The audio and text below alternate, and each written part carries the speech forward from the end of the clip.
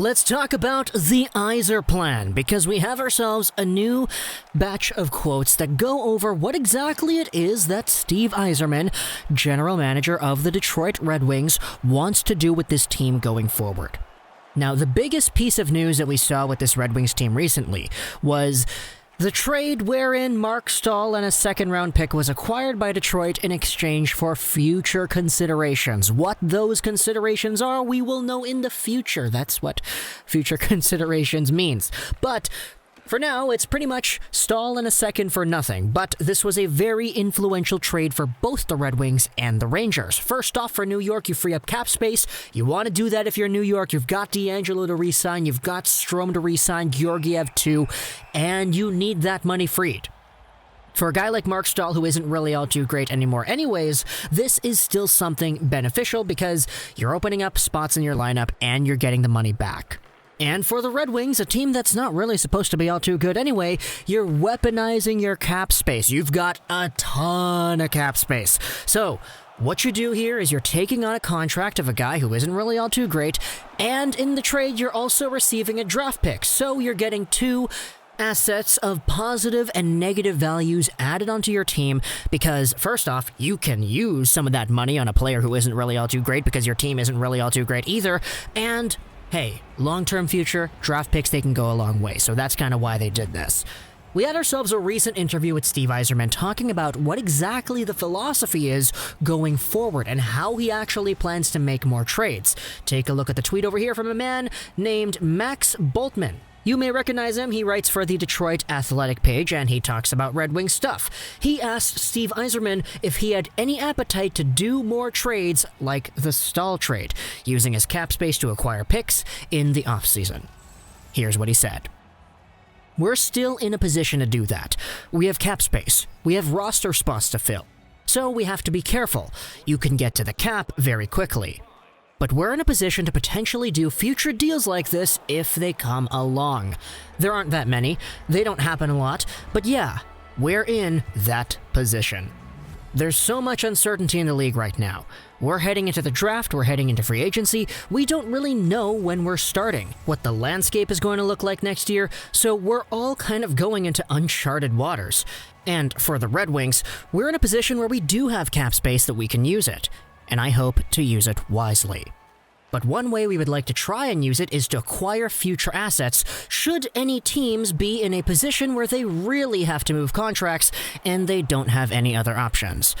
Nobody wants to give up picks or prospects, but sometimes you have to do what you have to do to make your team better.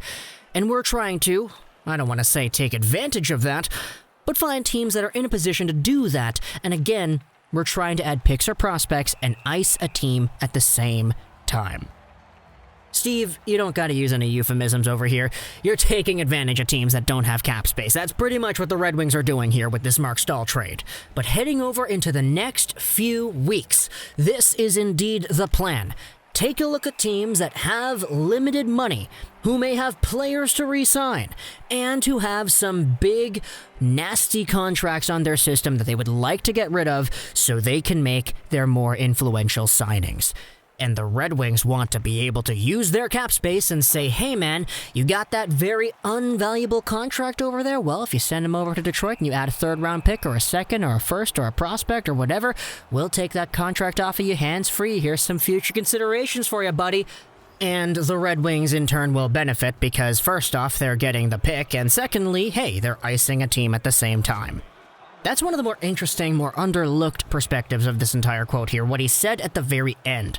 They're trying to add picks and prospects and ice a hockey team at the same time. This works very nicely with the news that we got earlier saying that Trevor Daley and Jonathan Ericsson would not be re-signed to contracts. This opens up a few extra spots in the D-Corps, and Marc Staal's coming in there to fill it. Say what you want about whether or not he's an improvement or not, that's not the point. The point is, he's an NHL body who can play NHL minutes, who can play in the league, and you got yourself a pick extra for acquiring him. There you go, icing a team. This is also kind of why they brought back Sam Gagner. They re-signed the guy to a small contract, and he will probably suit up for the Wings next season, despite being a guy who was up and down, who wasn't really the most consistent, and who isn't really somebody who a lot of people would say is a prime-time NHL guy. Nevertheless, he can play to some capacity, so that's why he's here. To be a locker room leadership guy, and to just help out in icing a team overall. So, what I did over here onto Cap Friendly was I took a look at some of the more expensive contracts in the NHL. And by expensive, I don't mean by dollar amount. I mean expensive as in, take a look at the cost per point. How much these guys are making per the amount of points they end up scoring. So, somebody who is making a cheap contract but he gets a boatload of points, he's not on this list. He's the very bottom. In fact, the most valuable contract per point is actually Elias Pettersson, so that's awesome to see as a Canucks fan. But some of the more expensive contracts, some of these guys who don't get any points compared to the buckaroos that they end up making, we actually have a few names indeed. Some of these guys got 0 points, which is why their cost per point is infinity, because anything divided by 0, you don't really talk about that. In fact, the only guy who has a one-way deal over here is indeed Jonathan Ericsson, which is kind of funny. But next up on the list, though, scrolling to the actual cost per point number, you got a few guys over here. Nick Bjugstad was a guy with the Minnesota Wild. He was with Pittsburgh before, but he got traded over there. Brent Seabrook from Chicago, Sven Baertschi with the Canucks, Abdul Kader, also Detroit, Danny DeKeyser, also Detroit.